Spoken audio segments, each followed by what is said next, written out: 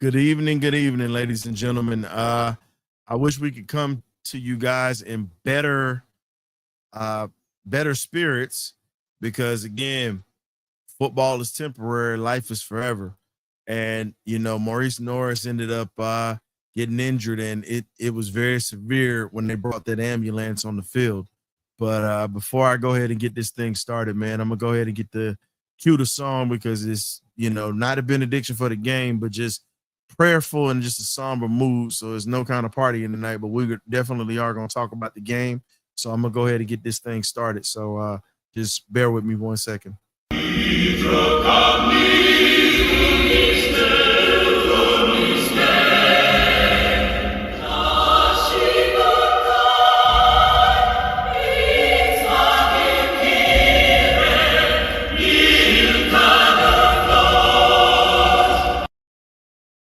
Man, that was tough to watch, being a former player and, understanding what it's like, because I've been on the side where I've gotten injured, two injured knees. I just pray that this guy would be okay, and just praying that, God just heals him, that it's nothing serious to where it's not life threatening. And it's tough to even think about that, because again, life goes on after you take off that helmet and shoulder pads. Yeah, we're going to talk about the game. I'm going to get to it. But right now, my focus is on Maurice Norris. So for all y'all that want to come in here and talk about the Falcons, you're going to wait for a second. That's how we're going to do it today. When you sit back and you look at it, for a guy to get injured like that, there's never been an ambulance brought on the field like that unless it's that serious. And that's not good. Last time an ambulance was brought on the field like that, during the time I've watched the game, I saw Michael Irvin get carried off in the ambulance on the field. So I'm praying that the young man can walk. It's nothing serious, and he's just going to be in a position to where he can be okay. Now, if you guys can't even give 5 minutes to this guy without just jumping on the Falcons right now, it is what it is. That shows me enough about you as a person, because right now we shut the game down or whatnot, and that never happens like that. When both coaches didn't even come together, but taking 2 snaps, it's just I'm not gonna harp on it, but I needed to make sure that we acknowledge this young man, because yesterday Baltimore Ravens cornerback suffered a gruesome leg injury yesterday, to where it's more than his season being done. He might be done, period, playing football. So understand this as a fan. You want your team to ball out. You want these guys to play hard, but at the same time, they are human. And this is the part of the game that no one talks about. And this is the part to where it gets hard for them once they step off the field. And once real life kicks in, they have to figure something else out. So again, prayers up to Mr. Norris or whatnot, but we're going to talk a little bit about these Falcons or whatnot. I just wanted to make sure that I put that out there for him, because that's kind of tough to watch. And Lord, I just hope that everything is all right. But getting to the Falcons right now. Now let's get to these Falcons. Let's go ahead and talk about it. I've already got the link in the chat. I'm gonna go ahead and put that link back out here for you guys again, so you guys can come in and we can talk about this ball game, because I know we want to talk about it, but it's real tough when you see the ambulance come on the field. That's nothing nice. But I posted the link in the chat. If you guys want to come in, we're going to go ahead and do this benediction. I titled it the benediction today because of what just happened. We didn't get a chance to really get back on the field and start moving the ball because of the young man, Mr. Norris's injury or whatnot. But for the first 3 quarters, we got to talk about it. So let's go ahead and do that. Let's go ahead and do this here. I got the link in the chat. You want to come in? Hey, it's wide open. You know the rules. Got to have your camera on. We're going to talk about it. We're going to get to it. But today, the running game was just atrocious, ladies and gentlemen. That's something that, you literally look at this team and you wonder. Now, if my backups can't give me yardage, this is the main thing that I'm a harp on, because I saw that we could throw the ball. That's no problem. We have to have backups that are capable of being able to not only run block, but also be able to put us in a position to where we can win this ball game by controlling the clock. And if we lose out on any of our offensive linemen, these are the guys that we got to depend on. And I saw a lot of cracks with this depth. This is the reason why I said I don't like the depth with the offensive line, because we got too many guys that are here that are in that backup role that are just not sufficient. You know, Gwen is a solid center. If anything happens to Nigel, knock on wood, or even Storm Norton, because they've been both tested. But from what I've seen so far, I'm not impressed. Jack Nielsen is a rookie, so not mad at that. I see him as a true rookie trying to get everything squared away. But looking at what we have right now, running the ball, it was atrocious tonight, ladies and gentlemen. It was embarrassing. It was atrocious. And let's be honest, man, we only had 207 total yards, and 185 of those yards came through the air, 19 out of 23. I'm pleased with that. But 22 yards literally on 11 attempts. You're averaging 1 to 2 yards a carry. That's not good. That is not good at all. It needs to go up. That needs to be harped on. Honestly, I get it, but when you look at that, it's very alarming when you see that we can't run the football with our backups. Last year, we were able to run the ball. We were able to get over 100 yards. We were able to get over 3-4 yards a carry. This is a problem. I'm happy with everything else. I'm good with that. But I'm concerned with my backups being able to block and run block. That is an issue. That is an issue. And that has to be addressed. It has to be addressed ASAP. So, again, I'm not going to sit here and just Debbie Downer, but this has to be talked about amongst the fans. K-Dub, what's good, man?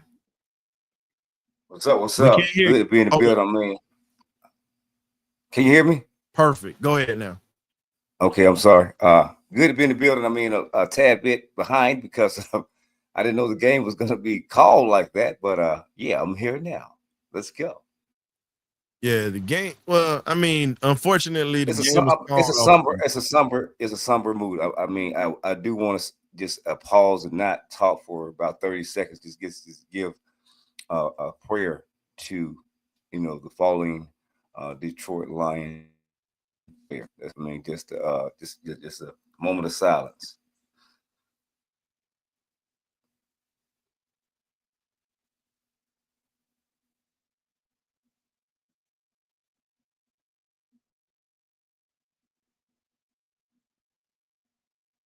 Okay.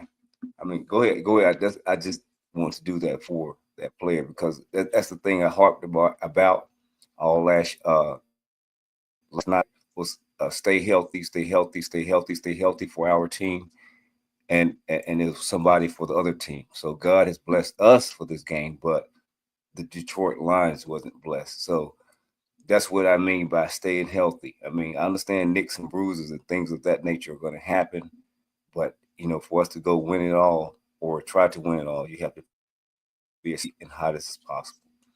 But other than that, we can go forward. Great to be in the building again with you, historian, and kick off this benediction, I guess. It was looking good with Eastern Stick, but we'll see what happens. Well, I appreciate you giving the 30 seconds, even though we acknowledged them at the beginning.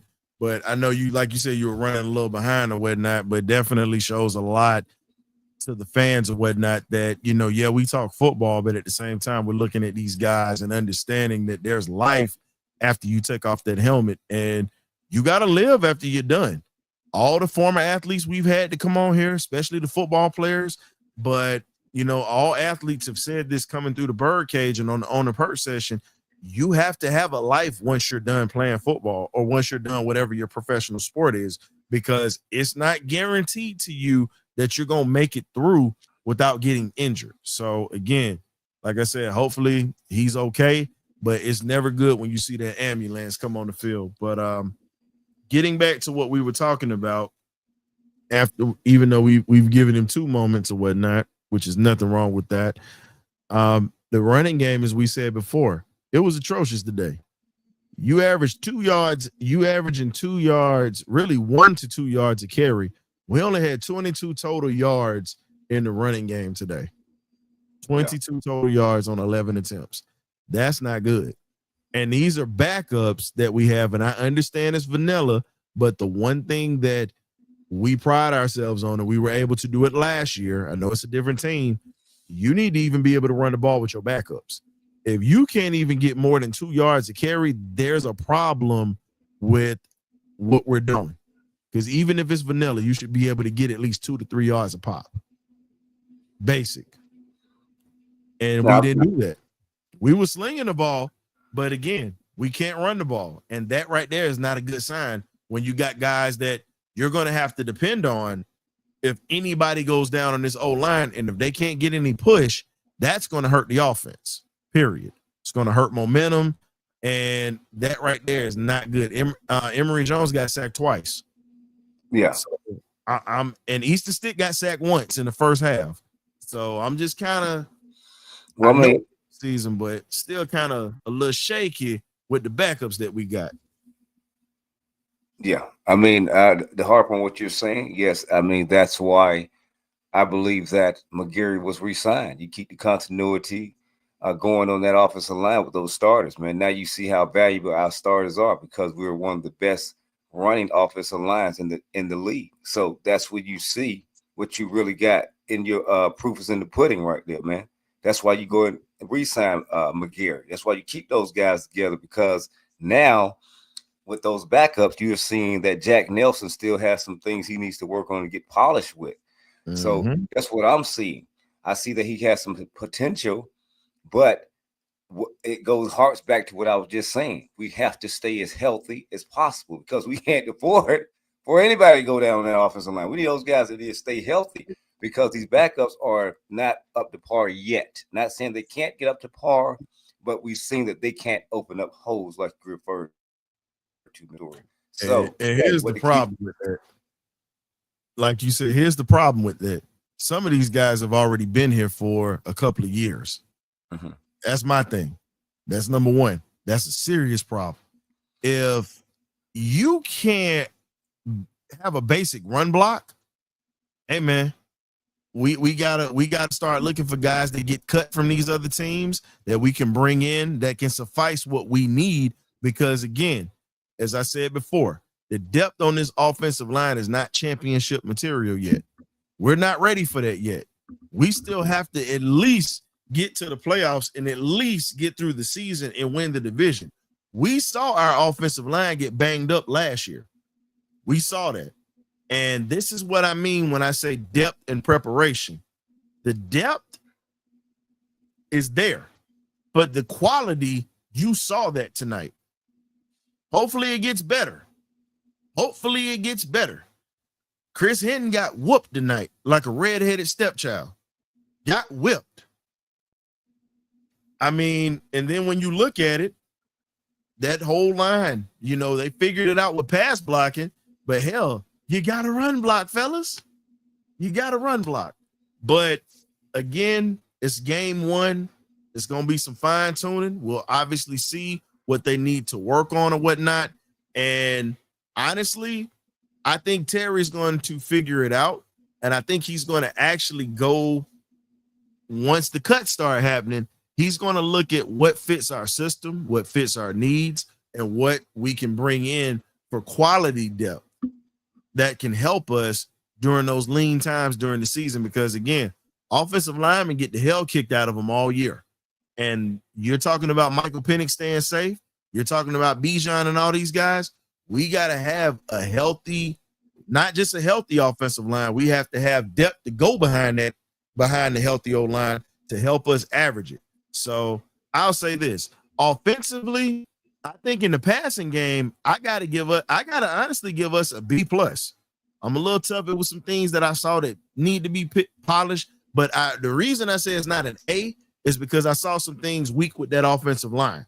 Everything else that I saw, from route running to decision making by Easton Stick and different things of that sort, I like what I saw. I like what I saw with Easton Stick. We're gonna get to the defense in a minute, folks. I know y'all clamoring for that, but we're gonna get to the defense. I'll give you this, just like I said in the first half, because that's pretty much all we have. Easton literally went 15 out of 18 with 1 touchdown. The best part of his night was the drive before halftime. You drive down the field in 1 minute and 44 seconds, and you literally go 5 for 5 with Chris Blair, and you also go with Dylan Drummond. Those two guys on that drive were immaculate, and Drummond was big night. Guy that's in a practice player, and he really showed tonight that he could possibly pay dividends for this offense. Nick Nash showed up too. K-Dub, how do you feel about Blair, Drummond? You saw, Simon got his 2 touches or whatnot on the football. Didn't really get him involved. They just let him get his feet wet a little bit. But I got to give him a B plus offensively in the passing game. But again, the running game is what made me not give it an A. I got to give it a B plus because they executed well in the passing game tonight and covered the deficiency of the run game. What you got? I mean, as an offense, I think that's a good grade for offense as a whole. But I did like the passing game. I think, it's a small sample size. But I mean, I Easton Stick coming in, I think he's solidified so far. It's proofs in the pudding. He's been in the league this long. He knows how to play the football game, and he looked great on that drive. But it just more and more just proved what I said last player making the team. He looks, like I said, when I met him and talked to him in person at the training camp, he looks apart getting off the bus. So, he goes out and scored a touchdown today. So, he's just backing up everything that I've been believing and thinking about the guy anyway. I'm very happy, but it's going to be tough, man, because I think Nick Nash out there making a lot of plays too. So it's going to be a tough sledding situation. These guys are battling out. It's a fun battle to watch. That's why I think we threw the ball so much and stayed away from the running game, because we know who our running backs are. We know who the running backs are. So we're trying to figure out who's that last couple of receivers at the bottom of the roster is going to be. So I think that's why we threw the ball so much and tried to air it out more. But, that running game stunk today. But it's basically the running backs, man. Them guys is garbage. It is what it is. We got Bijan and we got the tank Tyler Algier back there. Those guys stay healthy. Those guys won't see the light of day anyway. So it is what it is. I think that's why we threw the ball so much. We're trying to evaluate also in that aspect. So that's why you're going to see so many passes. But it's going to be a tough one, man. Tough to call right now. Even though Chris Blair scored and I like him, Nick Nash looked very, very fluid. I think what's the name? What's the guy? I'm trying to think. Yeah, Drummond, Dylan Drummond, who Drummond, but Drummond looked good. Drummond looked great. I don't think he dropped the ball that was thrown to him, but it's another guy. We got so many receivers, man. And, Quincy Skinner was another one that I talked about. That was the kid out of Vanderbilt or whatnot. I think this is a white receiver though. It was so Casey Washington got a reception. I'll call out the ones who got a reception today because they got the pretty much they got the stats and whatnot. So we pretty much go by that. You had Casey, you had Dylan Drummond, who we talked about, Chris Blair, Nick Nash, David Sills, Quincy Skinner. David Sills. That's who I'm talking about. I really like that guy also. So these guys are pushing, man. These guys are pushing. We're going to throw the ball, I think, all preseason. We're going to throw the ball a lot. You're not going to see a lot of running because we're trying to evaluate that wide receiver room, which is a tough call right now. Mm-hmm. And what's up, Gray Beard? And what's up, Gray? And here's the crazy thing, man. You sit back and you really think about everything. All I can say is at this point, you were saying that the running backs are garbage, but here's my thing. Running backs can't do anything if they don't have a lane to go through. They can't do anything if no one is giving them an option to run. So you can't see what they're going to do when you got somebody in the backfield pretty much dropping them like a sack of hot potatoes. So I get where you're coming from with that, but I want to see what somebody is going to do, because guess what? We got to have a third back, because if one of those two that you just named go down, you have to have somebody that is going to be able to deliver. So why it is very pertinent at this point that we know who we can depend on. You know, Shawty Lord, whatnot, Carlos Walker, you know, he's been here for some time. My thing is, I need to see him step up at this point. I do need to He's see been him here for step longer up. than I need to see it, because at this point, pretty much gambling this point. And I've already told folks, Irv Mulligan should have been a guy that we snatched up from Virginia, pretty much from Virginia Union. I'm sorry, excuse me, out of Jackson State. Irv Mulligan, pretty much the best running back in the SWAC, or hell, you could have got Jada Byers out of Virginia Union. Either one of them could have came in, and I mean, they still would have struggled because of how bad the line was. But I'm looking at it like this: if either one of them get cut, go make that move. You don't run for over 2,000 yards in whatever conference you're in and think it's sweet. You just can't do that. So at this point, we need to find a third back at this point. Yeah, but we have to have a third back. I'm with you on that. I believe he's on another roster. He might be your guy that you're speaking of, but exactly. I don't think he's here. I agree. And Wallace, I mean, here's my thing, Wallace. The man has been here for 3 years and hadn't done anything. If you really believe he's gonna be the third running back, hey, look, he said probably though. He can't say definitely. Probably. He said probably. Look, he said probably. You ain't even confident. You ain't even confident. Look, and Wallace is normally the one that stand on it. When Wallace say probably, that's not you good. Put 10 toes in the ground on that thing, man. It's about some probably. Great beard, man. What's up, man? What's your analysis on the offense, bro? The analogy is pretty much what I think was gonna be last night. Very vanilla. I mean, I'm not putting too much stock in the game, man. I just hope that young man that got hurt, man, I wish him the best. And I hope he has a speedy recovery. I hope he's all right. But for me, I just wanted to keep fight. I wanted to keep grit. I wanted to keep these people compete in whatever position they're playing in. You know, I like what Nick Nash did. What the Kamikaze did. I like what Blair did. The way he stepped up in that 2-minute drill. I like how the quarterback did. He was slinging it. 5 for 5 on that drive. With a minute 44, got us down the field and got us in the end zone. So I understand the offensive line, which is the talk right now, is not the best. I mean, that's to be expected. Because most of these players ain't gonna be here to make the 53-man roster. Because they pretty much scrapping and fighting. So for me, in my opinion, I think the game went well. I like what I can. Yes, there are things that we can improve on with the run blocking and how the running back perform, but I mean, they can nothing more than a glorified jamboree, in my opinion. So I just wanted to keep players, go out there and compete or whatever. So I just think hopefully next game we get a little bit more continuity with the offensive line. And if Raheem Moore can be like, okay, maybe I should move this guy here or start this guy here and see how this works and see how we're gonna do later on in the next game or whatever. Because I really don't have too much to say afterwards. I mean, I like what the quarterback did, even the undrafted quarterback that came in. He make some nice plays. I mean, but offensive line broke down, especially on the left side. So I just think there's a lot of work that could be around. Special teams as well.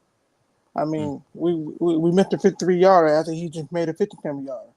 So cool is still, looking like hey, I still got a chance to keep my job or whatever. So I mean that it's just like I said, it's just a freaking introduction to me. Okay, this is what we got now. Let's see what we can get next game and fine tune it before week 1.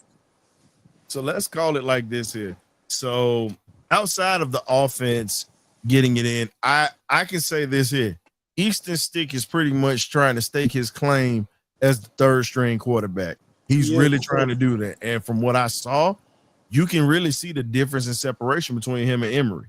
Even though Emory didn't get to finish that game, you saw a lot of things with Emory that we said the same thing like at Florida and when he was at Arizona State and Cincinnati.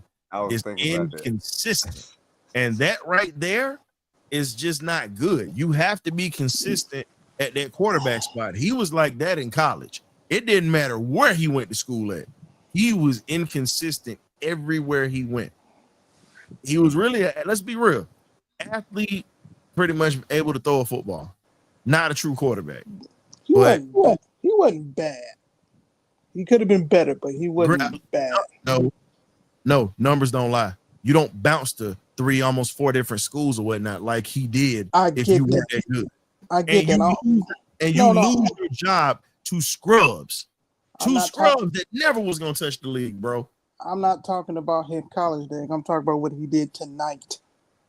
Again, inconsistent, bro. He got a couple of key throws, but there were also a lot of things that he missed that should have been hit that you saw Easton Stick hitting. I mean, yeah. Oh yeah, I agree. Easton Stick looked great, man. I'm just saying. It's crazy how you win the third job in the first game. Nah, he ain't no, it's not. It ain't crazy how you win the third job. Here's the thing. Easton or whatnot, really, I believe is going to be that third. Because if you saw how he flowed, it was effortless. And he may end up be the second if we. Don't do that it. money. Hell no. That money right there separate that. Don't start it. See, you being messy right now. Hell with that. No, don't start it. No. But let's talk about this defense. Let's get on this defense, man. I gotta give a shout out on the special team side to Billy Badass Bowman. And you gotta be honest. I said this a long time ago.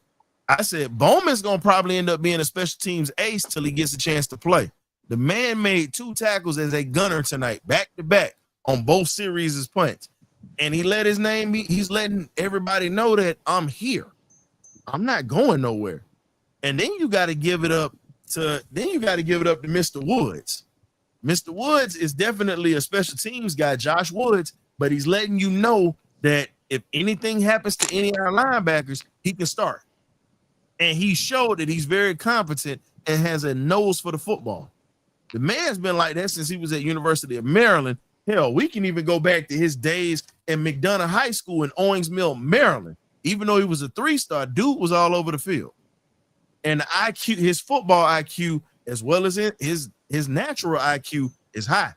You don't carry a 4.2 GPA from 9th grade all the way till you graduate, bro, without being intelligent. And you add that to being a nasty football player, give me a guy with smarts and give a nasty heart. I'm good with it. His heart don't pump Kool-Aid. I like him as a backup. How do y'all feel about it? I mean, for example, I mean, he looked good. I mean, I like how he was attacking. He wasn't hesitating. I mean, he pretty much was getting the game speed little by little. So yeah, I mean, yeah, I like what I seen from him so far. Let's see what he can do the next game and then the third game, which pretty much is going to be everybody just going out on the limb to try to make their 53-man roster. Here's the thing. He's been in the league since 2018 for a reason. Unfortunately, he just has been in different places where he just couldn't crack the lineup because I'll be honest with you, he has starter potential. You don't get 123 tackles in your career being a journeyman like that and then 1 forced fumble and 1 fumble recovery and half of a sack. You don't get that. Like I said, Woods looked good last year, but the thing was, he really never got a chance to move up from the practice squad. But now that you got Ulbrich coming up here, Woods could be a guy that could come out of the shadows and just be one of them dudes. Yeah, man. I mean, like I say, a different scheme, different team. Facts. Different team, different coaching scheme. You might unlock some of that guy. So I'm with the historian on this particular guy. He could be something. I'm just like on that defensive line. Man, they competing right now, so everybody can't make this team. There's gonna be guys that we think make this team that's gonna get cut. So you keep here we going go. in and out, K-Dub, you keep going in and out, man. Your sound, your mic Oh, I'm keeps sorry. cutting. No, you good. I'm just making sure Can you you hear know. me now? Yeah. Yeah, we just want to make sure that the people can hear you because I hear you going in and out in the headset. That's why I was like, now you Okay. Yeah, there we go. But yeah, okay.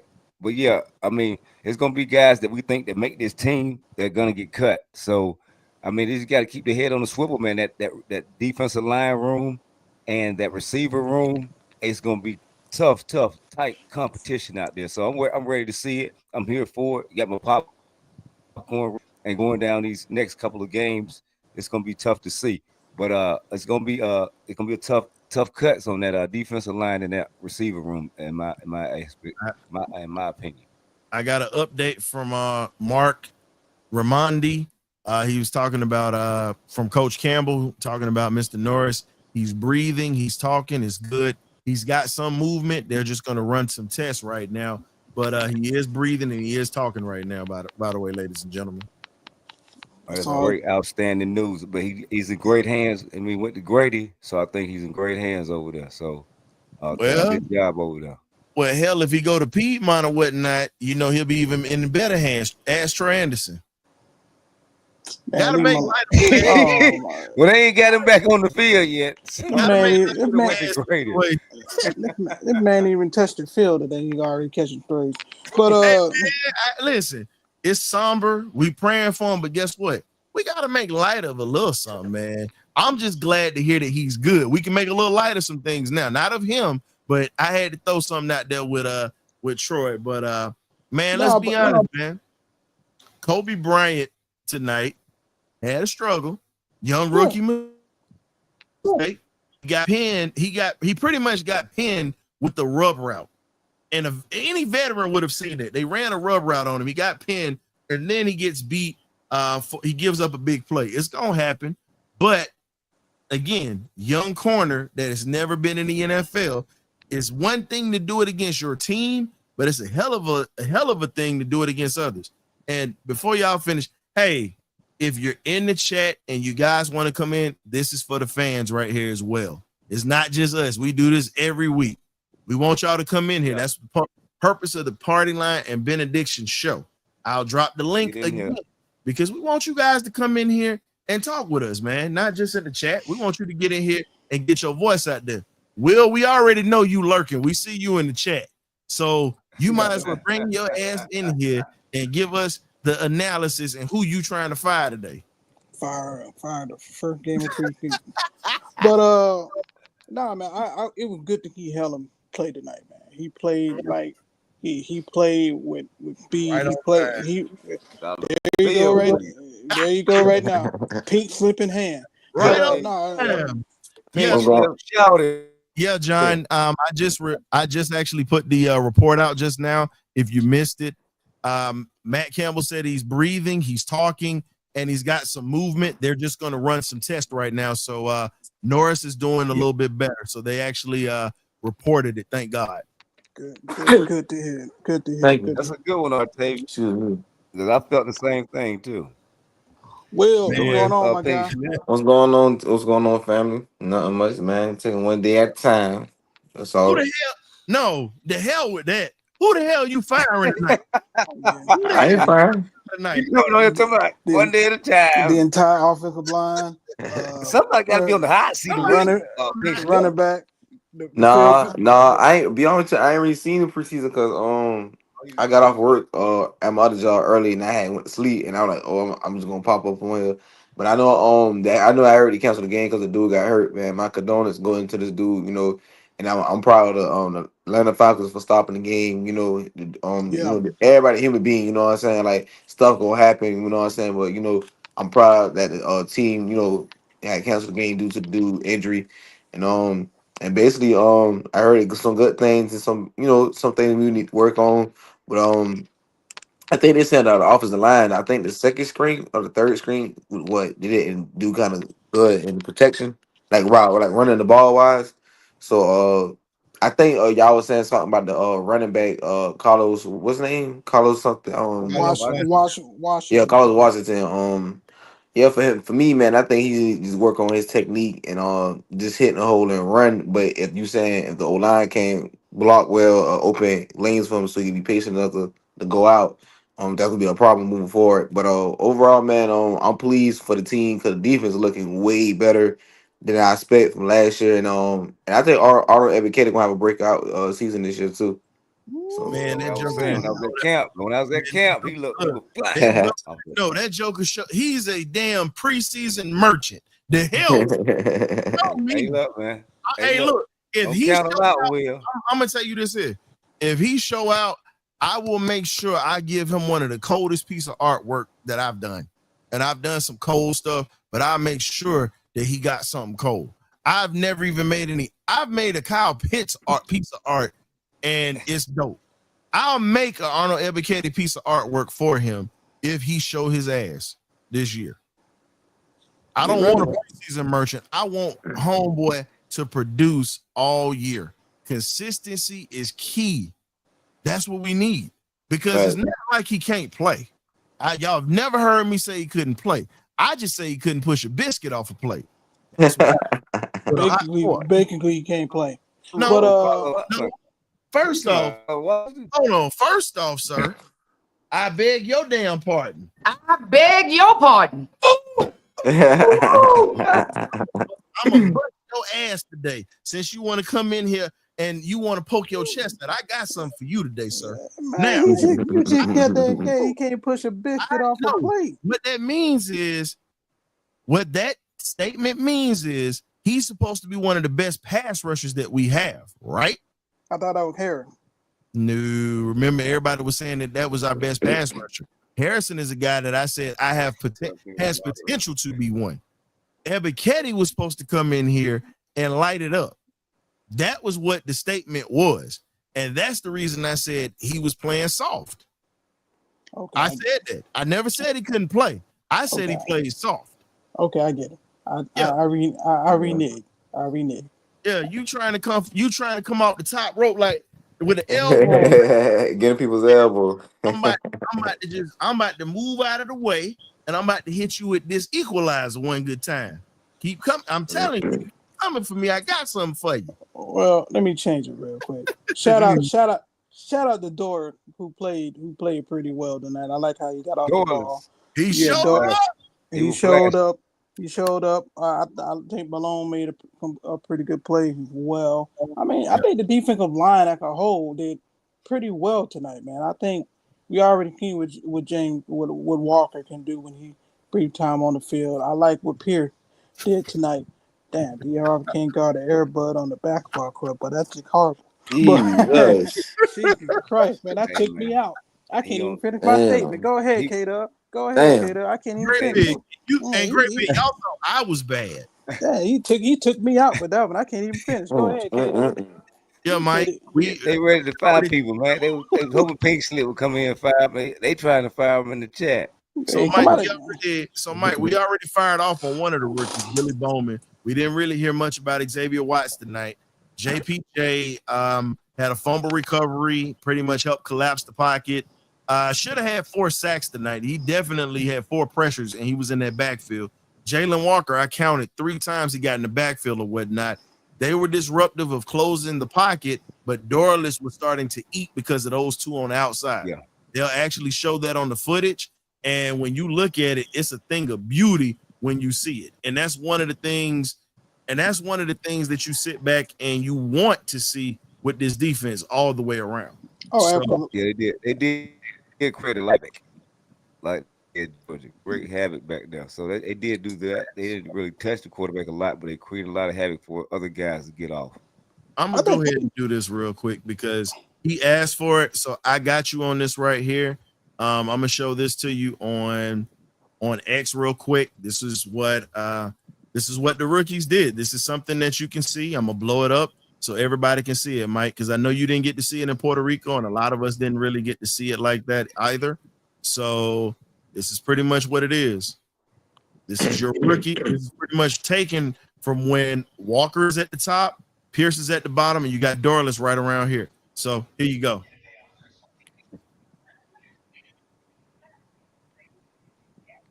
That's it right there. Pocket, boom. That's it right there. I mean, that's what people wanted to Again. see. Collapse the pocket. Walker pretty much Dorless strips the ball away, and you have pressure. So Brandon Dorless pretty much implements the pressure that we've been talking about and we've needed from him. But you can also see that the rookie end up, Debo, what it do? You can come in if you like. We got the link out here for you guys. Debo, what it do? Comment. But when you look at what a lot of these rookies have done, it's been nice. You got to give it to them. That front seven has been nice. Now, Simeon Barrow Jr. really didn't do much tonight, but he got a little run, but he just, again, was in the middle of some scrums, but he definitely did not get off tonight. But we still got a couple of preseason games, and I think he is going to get off. But like K-Dub said, you got some of these young guys that are very talented, but they got to get some work in. That's just all it is. Yeah, I agree. I like what I think from the front seven, and I also like what we did with vanilla play. These are not plays we probably ain't gonna run in Cleveland at all. It was very vanilla. Then you add in a Royal Roke when we get an opportunity with Epichetty and everybody else, and just see how the defense can be with all the pieces coming to play. It's gonna take some time for them to gel and get on the same continuity, but you're starting to see the vision that our DP is trying to show the fans on what we can be like a pass rush, like a disruptive pass rush throughout this season. So yeah, man, I like the first step, man. I just build up on it. Now the other thing that I'm really impressed with at this point is my linebacker play. Yeah, even with the backups. Yeah, they were able, if you notice, they're violent at the point of attack. They shoot gaps. But one of the biggest plays that's not going to get talked about, I don't know if anybody else saw this outside of myself. I mentioned this during the halftime report. I also mentioned this at the beginning of this. Jalen Walker, young guy, that'd be something a veteran would do. Jalen had an opportunity. It was a third down to get the team off the field. He had the option to blitz, and he saw a running back going out to the flats. Instead of him going for a blitz, he abandoned the blitz and dropped to the flat and took away the safety valve that would have probably picked up the first down that would have changed the trajectory of that drive with Hendon Hooker before the half. Yeah. And that is something that no one is going to talk about because they're all looking for sacks, but no one is looking at the fact that you have a young rookie that's already thinking on his feet of, okay, I'll give this up to make sure I get to the side. No one's talking about that. And you're talking about the IQ of that, just like JPJ. You saw football IQ from both of those kids tonight, the gentlemen tonight. They're not kids, they're grown men, but they're younger than us. That's why we were saying kids, but you saw that football IQ on display tonight, and that was a prime example of that. That is the part that most fans aren't going to look at. Oh, yeah, I agree with you. Absolutely. You already know Jay Walker came from a Kirby Smart system, and you already know that football IQ has to be to par to play in that red and black. So, yeah, just seeing his IQ at such a young stage of his professional career showed the promise and the potential he has for the future, and JPP and Pierce as well. So, man, for him to recognize that play in game time speed, to understand that, hey, even though I can blitz, but let me move in the flat to take apart another option for Hooker to throw in to make that third down conversion, showed the discipline and the coaching of his previous of Kirby Smart and that staffing at UGA, man. UGA, a fan is just getting a taste of what he can do, and that's just on an intellectual kind. Mm-hmm. It's good. It's very refreshing, man. Like I said, we finally went to the SEC and grabbed two elite pass rushers, and you seeing the proof in the pudding. This guy didn't really even get a whole lot of practice reps. He just mental rep and went out there and made himself effective in the first game. So Kirby and Schumann and company, those guys over there are doing an excellent job in these NFL. So Your mic's kudos cut to them. in, bro. You chopping up again, Okay, man. kudos to Kirby Smart enough and Schumann over there for doing a great job of getting those guys prepared, and also the defensive staff over there at Tennessee for getting James Pierce prepared to come into this league and terrorize. You know, like I said, not a lot of practice time because he had a hamstring tweak to try back, but I mean, just to be able to come in and make plays on the ball and make himself, make his presence felt is so refreshing. So we're excited, man. I mean, once you get out there with the rest of the starters, they can't really key off on you. You can even be more active and more assertive because then you got to worry about some of the other guys, the Caden Ellis's and everybody else coming after you. Yeah. So then he could really just show his behind. You know what I'm saying? So if you're making yourself effective with a bunch of guys that probably won't make the team out there with you, then it's going to be even better at their starters. So it's good to see and refreshing and ready to go for it. I see we have we got a troll in the Okay. Really? deuces. Look what we doing. That's pretty much one of the guys or whatnot that's on Twitter or whatnot that likes to start stuff. I already know who he is. Yo, like I said, man, you gonna come in my house, you gonna come in here with some damn respect. Understand that. I got one thing to say. This is my house. Built this, and this is my house. Take your goofy ass on. I seen when he said a comment. He was saying something about Hurts better independence. And Of course, the man been in the league for a long time. Like, come on, like. It's the fact that he came in here already starting mess. Oh yeah. Speaking negativity, Yeah, we not trolling him. Nah, He's not tonight. disrespectful, but it's just the fact that he was on some bull.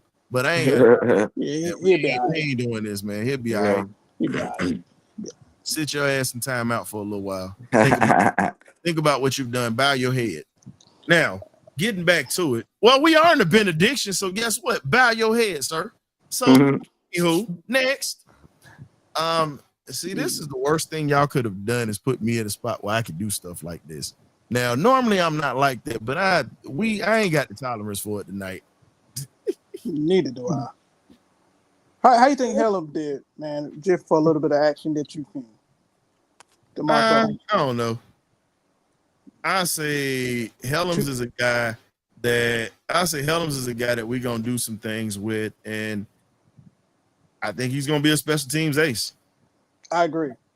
I think he'll help. I actually think they might put some packaging in him on the defense side of the ball, especially how he will lay his body out on the line to make sure you don't get to that first down marker. So So with that being said, I think he will be special teams A4, a gunner, perhaps wherever they want to put him at. But I do think Aubrey might put some packaging in for him to blitz because get that thumper. he's that thumper. He's that thumper that you want. Hey, Penn State Sports he got to make the team though. Let me go ahead and put this out here. I didn't. Nah, Helen's gonna make the team. I just, like I said, I could see him playing big nickel, like you said before. Overall, I'm pleased with the defense. I ain't mean to cut y'all off.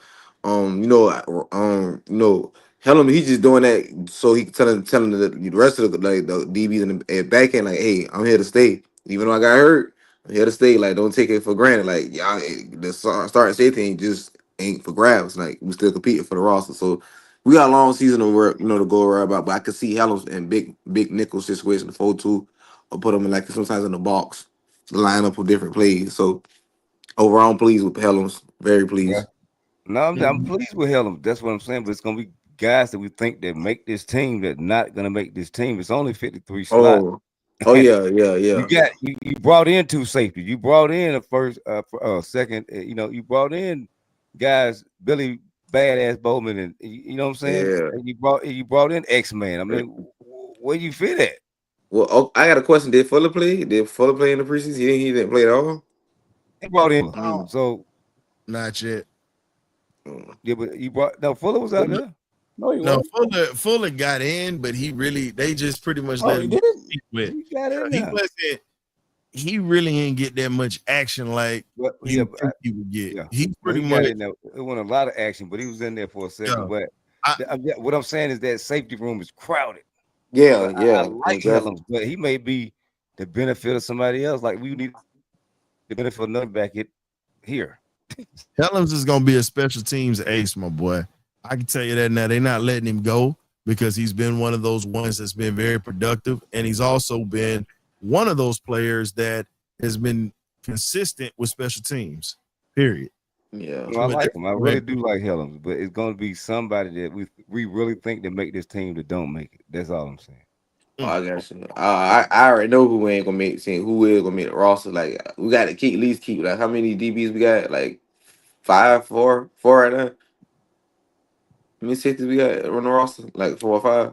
But anyway, short story, we're gonna keep at least like close to 4 safeties in the secondary. Of course, that's something that you definitely can do.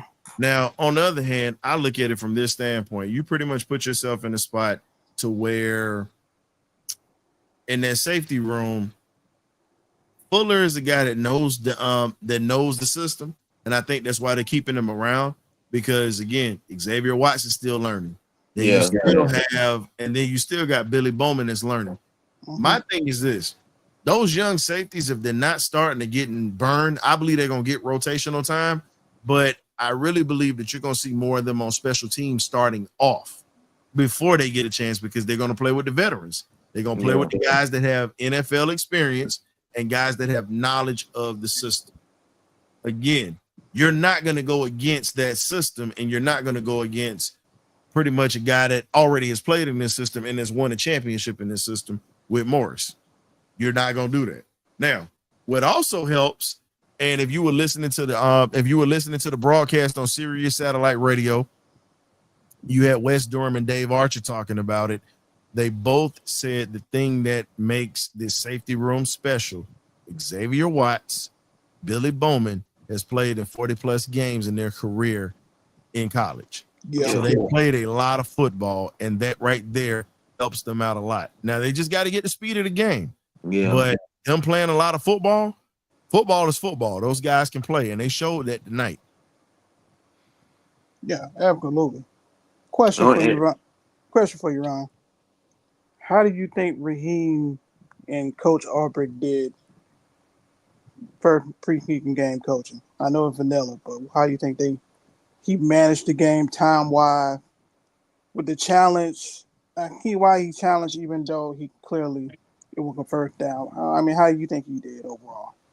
I think he was just trying to really show that he was aggressive and what he wanted to call. And he wanted to show everybody, like, look, I'm not the same guy from last year. Hell, if I think it's something, I'm gonna challenge it. But preseason, trying to get the rust out for everybody, even him. I think he's showing that he's not afraid to throw the challenge flag, which is good. But that's not my concern. My concern is when we get deep into a game, are you going to use your timeouts when you need to? Yeah, that's what I need to see. Yeah, the challenge flag isn't the problem. It's about making the adjustments on the fly. If something it's not working. Like how fast are you going to adapt? Yeah, I got you.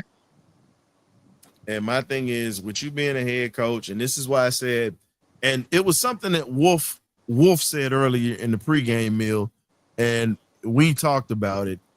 Wolf said, you got the goofy coaches that are coming in now. Words of Wolf, you can go back and see it. You got the goofies coming in now. I watched it. and then when you look at it, old school coaching is pretty much going out of the door, because here's the sad part. Now, one of our BirdCage alum, when you sit back and you think about it, legendary. We've talked to some legendary coaches, from Larry Little to Coach Joe Taylor, and also Coach Bill Hayes. Coach Bill Hayes is going. Think about it. You talking about guys that have put guys in the NFL, all this here, going to coaching clinics. None of these young coaches talk to these guys about situations. They don't talk to these guys about different things for players. These guys will walk past a wealth of knowledge because they lean on analytics, but they don't talk to guys who have the experience out here. And you're seeing that right now. You're seeing a lot of these coaches right now. Aaron Glenn and Jim Harbaugh are the last of a dying breed. I saw that firsthand. Aaron Glenn is a no-nonsense guy. When he steps on that field, it tilts. Yeah. Everybody pay attention. Oh yeah, you He don't don't play. he You don't don't smile play. much. You know, he'll smile here and there, but he doesn't smile much. He's all business, always has been business since he was a cornerback coming out of Texas A&M. Always been like that. And the guys respect him. Not saying that players don't respect Raheem, but this is my thing. I said it earlier. If you're going to smile the way that you do, I need you to be cutthroat like Magic Johnson was and Isaiah Thomas. Yeah. Let the press see the smile and all this, but I need you to be an evil killer like they were when the game was on the line. I need you to slice throats. Slice throats, step on larynxes, and walk home. Yeah. I said I agree with you too, historian. This year we can't be looking you know what I'm saying, looking and wondering who and why. We need to be, you know, playing on all cylinders and communicating. That's what Raheem, we need to see you act reacting what the player said and just have your arms folded and showing gun looking at the scoreboard. So we can't have that this year. We have to see more of you kind of getting on players behind if they mess up. So that's part of your job. So yeah, I agree with you. And I need to see more, not just that, I need to see a lot more. There's a lot of things we got to see. Not just Raheem smiling and being in that situation. We need to also see what he's going to do when you have a crucial situation. We're going for it on fourth down. I understand. You know, you let Pinion get a couple of punts off, but I understand why they weren't letting Pinion do it. They don't want to get the punter hurt. Yeah. They don't want to get your punter hurt. Yeah. You're going to go for it on fourth down. It is what it is. I get why you did it because you want to give your defense a long field. But if you're near the 50 or around that way, go for it on fourth. You know, save your punter because he's definitely still a weapon for the Falcons right now. He's still a weapon. Now, we all said this last year. If we do decide to go in another route, I feel as if we need to go ahead and start looking at his replacement because he's getting a little longer too as well. No, I agree with you on that. Penn State Sports Talk. I agree with you on that. When you sit back and look at D'Offer's not good at all.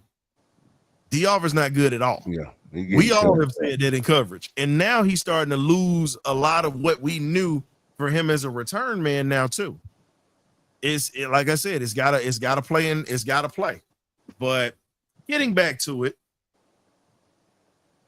I see a lot of things with this defense when you talk about a Brandon Dorlus, a Braylon Trice. Want to see a little bit more of him. I really see that the front seven is one of these things that is going to put us in a spot to where we're going to make things easier for that secondary. The secondary you can't lean on right now. You got to lean on your fronts to be able to generate a blitz, but also be able to cover ground when it comes to underneath patterns. Because again, you're pretty much going to be playing a lot of guys on islands with this defense that we're running. Yeah. Yeah. No, Mike. Oh, you're looking at film of Mike Hughes. Yeah, Mike. Mike's not allergic to contact. The defense we ran last year was with Jimmy Lake. So all the stuff that you're looking for from last year, Jimmy Lake pretty much had this defense playing out of sync. You're going to see more of an attack defense with Jeff Ulbrich. So again, all I say is just wait till the season, my guy. But all I can say is this, man. Please don't say Jimmy Lake name again. Hell is the truth. And if you look at it, you look at what's going on. He don't have a job right now. No, essentially is assistant. He can't even coach in high school right now. I guess he cleaning helmets with LA Rams right now. Cleaning helmets and make sure like everybody get coffee in the meetings. So that's his job. But overall, man, like you said, Ryan, man, we got a lot of work to do moving forward. 3 weeks left, and like I say, man, some of these veterans, some might not make the 53-man roster. It's a business. Like I said, I already said, Billy Bowman is going to get the nickelback job. That's going to happen. But anyway, I'm just proud of the team. You know how they played today, even though we lost, but it's preseason. We still have things to grow. So overall, I'm pleased. I don't normally do this, but I'm doing this for a reason because right now, Penn State Sports Talk, you sound real stupid right now. Uh-oh, here we go. Oh Lord, he keep talking about they keep going about stats because AJ Terrell don't have any interceptions. So here's my thing. Okay. When you got a guy that's got 85% in PFF and pass coverage or whatnot, okay, he loses leverage or whatnot. However, he's one of the top 5 corners, actually one of the top 10 corners in the league. You can argue with the NFL with that one. And he's played in bad systems. And that right there is an overall rating, not just from PFF. That's also an NFL rating as well. So if you're going to come in here and start trying to trash my guys, at least come with some facts, dog. You got the right one now. Anywho, like I said, man, everybody got opinions and buttholes. Listen, I provided the link. If you would like to come in here and discuss this, we definitely I'm can. trying to figure why you know the Falcons so well. Dude, this cat talks college football on X. I'm just giving him some time because I'm bored. It's preseason, and I'm just giving him a little bit of time. All I'm saying is AJ, here's the thing. AJ was rated by the league and many others in the league and around the league as a top corner. Yeah. Man, even Bill Belichick said it. Many other coaches have said this about AJ. So again, look, you and I are pretty much novice at this. It's what it is. I'm not even gonna hold you on that, fam. We're novice at this. And he picked Josh Allen twice last time we played Buffalo Bills. Penn State Sports Talk. I'm just being honest. Now, Xavier Watts or whatnot is gonna probably end up being the second string or first string deep, pretty much safety. Only reason why Fuller's gonna probably get the start off the rip is because he's been in the system. Yeah. Now, as for AJ got paid for a reason. AJ was literally a top corner in the league for a reason. I've been hard on AJ the whole time he's been in Atlanta. Yeah, he has. I've been hard on him. The one thing he does do, and I agree with you on this, he doesn't get his head around enough. And I've said this many a days. You guys have heard me criticize AJ. Oh yeah, all the time. Yeah, that's more definitely. We need this from AJ. But here's the thing, everything that you're saying right now, I've already said all of this, bro. Yeah, so it's pretty much you're wasting space. But I get that you're trying to get your point across, but you're wasting space because I've talked about this many a days. You must be new to this, man. You just started tuning in that situation, though. But I got to give him a highlight for that one. That's a good one. I like that one. It's like he's taking an Uber. He good. But you know what? Though you're right. But the funny part about it is, last time I checked, there was an Eagles cornerback who got whooped like a redheaded stepchild last night in trail technique and got his draws shook by Mr. Chase last night. Yeah, I watched it. Keely Ringo. And that's my boy Ringo too. Now, here's the thing. You speak on your Eagles defense. Here's the thing. Your coach was smart enough. Keely is not a corner. Keely's a safety. We screwed up at Georgia by putting him at corner. Let's keep that a buck. Keely, only reason why he played that was because Kirby had pretty much likes tall corners that can run, but Keely has stiff hips. Keely's a safety. But Chase do that to everybody. I get it. But if Keely's supposed to be getting reps at that number one spot at your corner, pretty much getting reps for cornerback is what they were saying, that he was supposed to be challenging for a spot, he got to do better. He's got to do better. But enough about the Eagles. This is a Falcons show, so we getting ready to get now, ladies and gentlemen, here's a question I have for you. Even though Lenny Craig missed that field goal from 53, he hit one from 57. You did. If he gets his consistency down, does he challenge Younghoe Koo for a spot? Yeah, because he has a big leg. Yeah, the leg is there. So if he can get his consistency down, Koo, you might be through. Oh, and that's the main thing that I'm looking at, because last year games cost us at the end of the season our playoff spot we didn't have a really good kicker. We had a journeyman that came in there, and we could have addressed the kicker situation way earlier in the season, but we did not do so. Yeah.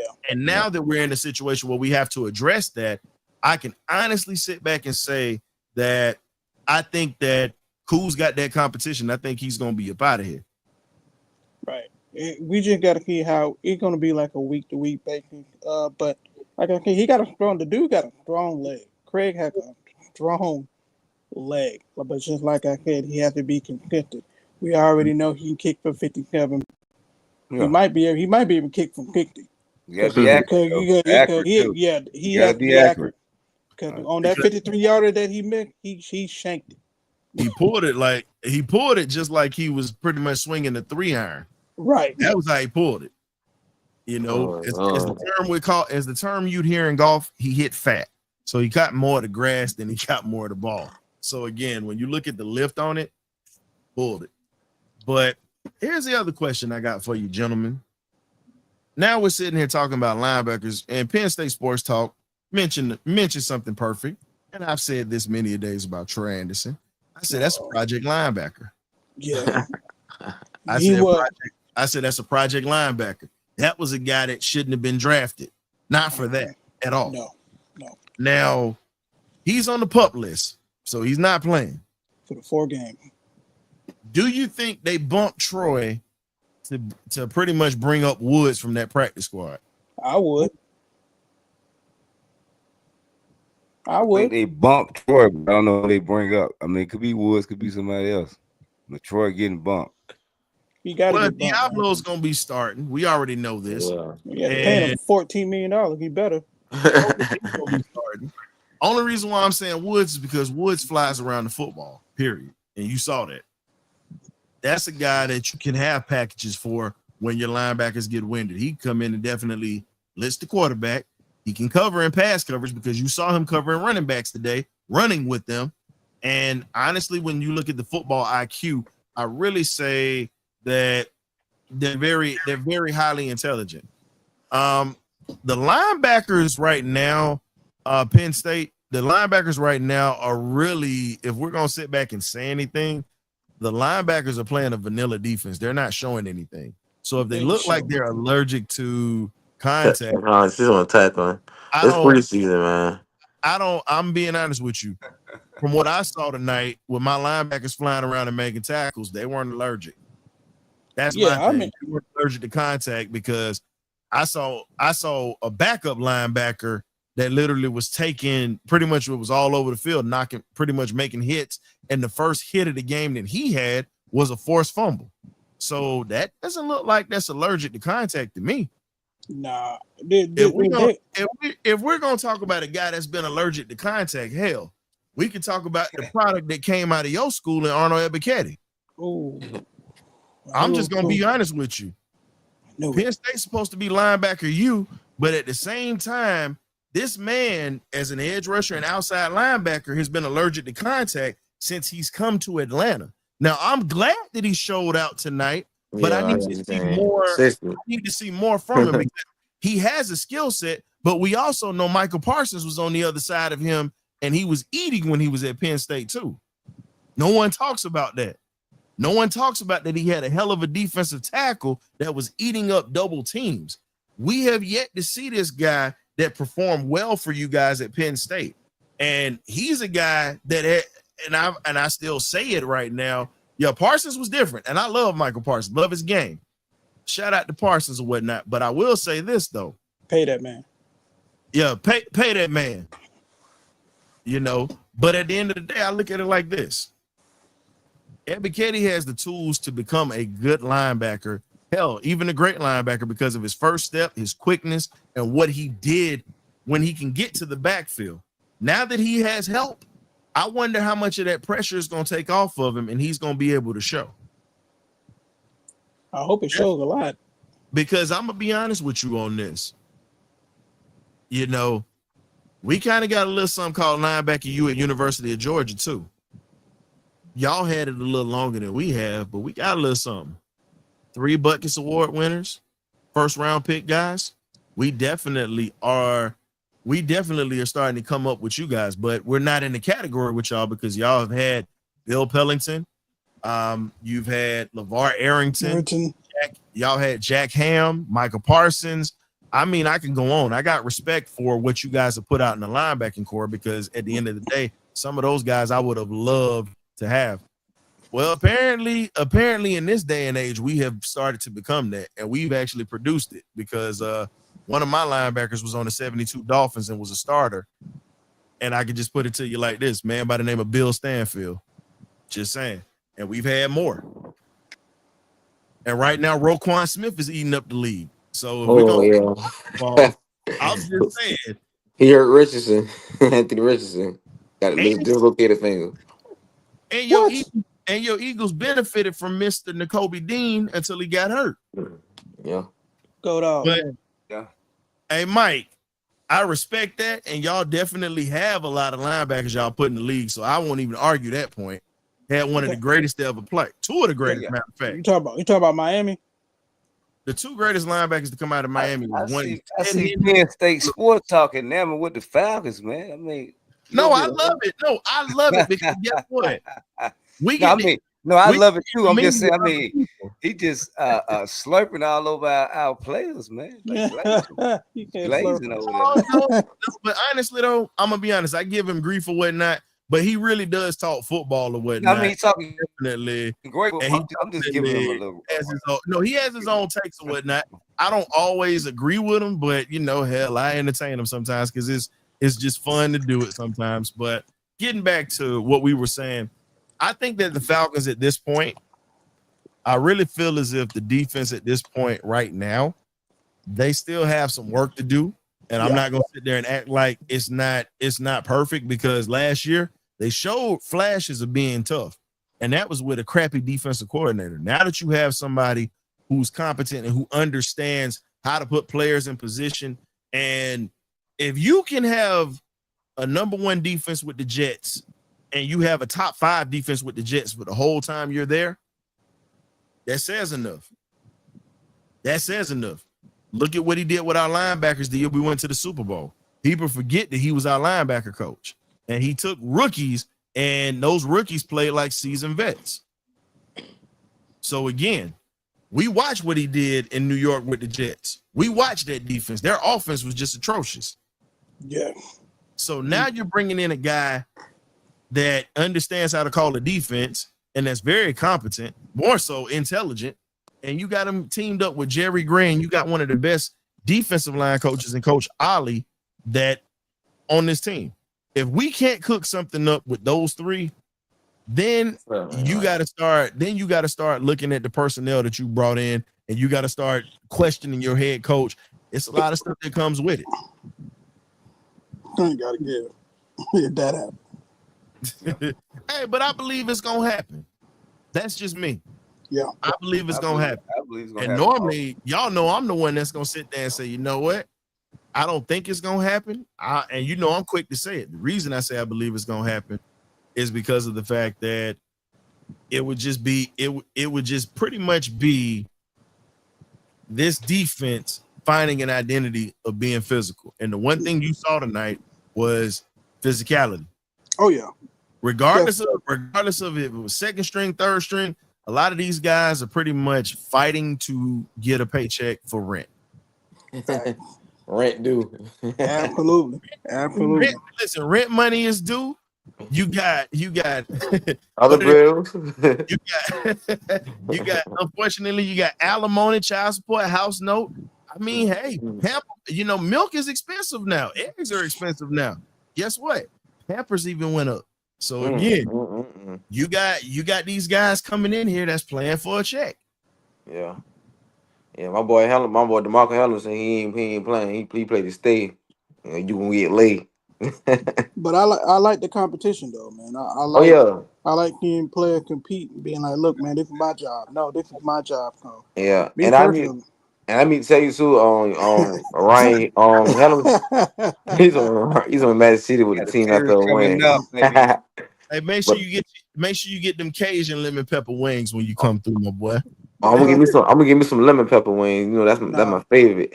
No, them Cajun ones be bucking though. I ain't Hey gonna man, lie. we don't normally push the agenda, but for those who are out here that are film watchers or whatnot, Magic City does have a special coming out August the 15th. Nah, Y'all check that out. get it. No, Okay. time. A couple of days for Gotta my get the birthday. Mine's on the soundtrack. 19th. What? Hey, JD, get the soundtrack too. Don't play with it. Hey, but lastly, fellas, let's go ahead and wrap this thing up because we getting into the weeds or whatnot. Because I think that everything that we saw tonight and everything that is coming around, I really believe that this team has an opportunity to do something, but we got to address the depth, as I said earlier in this show. Until we've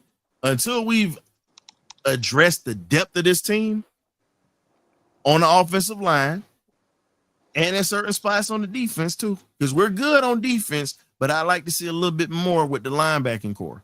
That's my thing. I want to see a little bit more depth with that linebacking core, and I want to see more with the offensive line. If we address that, I think that puts us in a position where we win the division, get to the playoffs, and outside of getting to the playoffs, not just making noise, but going in there and winning games. Yeah. That's pretty much what I see. Yeah, I Yeah. agree. I agree. You just got to put players in the right position to execute. Exactly. I think this is the year where we can finally start making steps on not being pretender and reaching that plateau of being contender.